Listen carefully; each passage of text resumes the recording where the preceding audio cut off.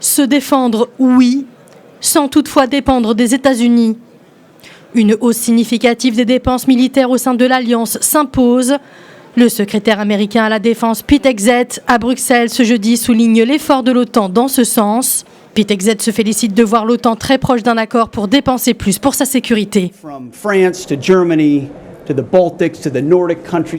De la France aux pays baltes, aux pays nordiques, à la Pologne, à la Grèce, à la Hongrie et bien d'autres. L'engagement est là. Une hausse de 5% pour la défense.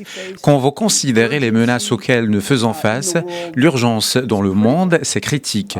Nous n'avons pas besoin d'autres drapeaux. Nous avons besoin de plus de formation de combat. Nous n'avons pas besoin de plus de conférences.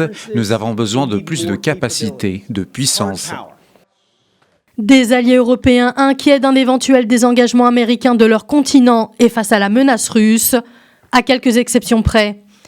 L'Espagne, l'Italie ou encore l'Allemagne peinent à atteindre l'objectif de 2% fixé il y a plus de 10 ans lors d'un précédent sommet de l'Alliance.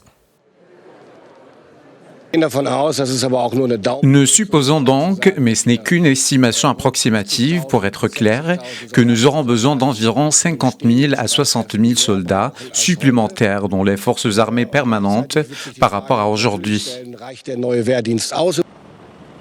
Pour assurer le succès du sommet de La Haye, le secrétaire général de l'OTAN, Mark Rutte, a proposé un chiffre global de 5%.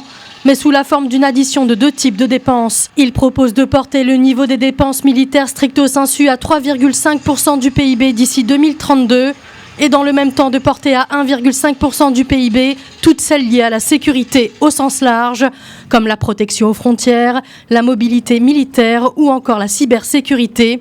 Cet objectif apparaît plus facilement atteignable dans la mesure où il concerne des dépenses duales, civiles et militaires, déjà engagées ou prévues par les États.